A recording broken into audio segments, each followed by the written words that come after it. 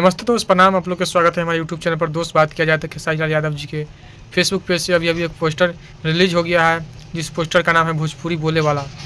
आप लोग जान सकते हैं कि खेसारी लाल यादव का बैक टू बैक वीडियो आ रहा है। महीना में जरूर है कि 15-20 गाना चल ही आता है। उनके इतना मेहनत करने वाला भोजपुरी में हमको नहीं लगता कि कोई है।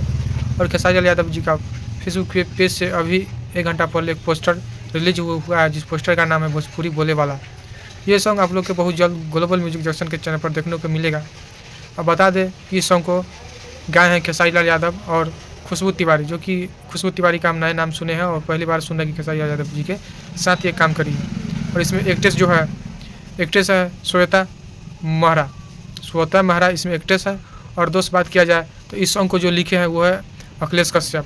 अखिलेश बाबा जो है इस गाना को लिखे। आप लोग जानते होंगे कि अखिलेश बाबा के यहाँ से जो भी गाना लिखा हुआ आता है तांडव और तबाही मचाता है।